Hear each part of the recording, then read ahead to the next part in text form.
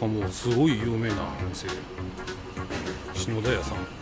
私ももうここはもうよく来るんですけど、まあこれね、中華そば、中華そばが美味しいんですよ。でこの皿盛り、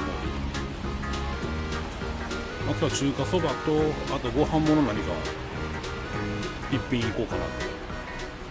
中華そばと卵丼ですね。来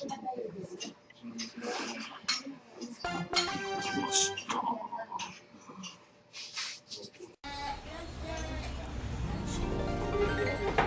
篠田屋さんの中華そばと卵丼です。これから食べていきます。中華そば。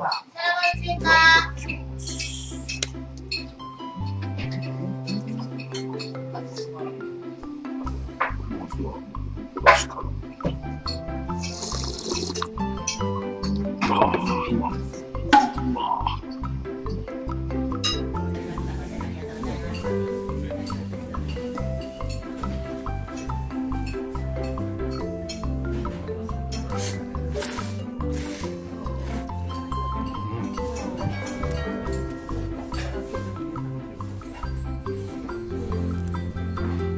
美味しい。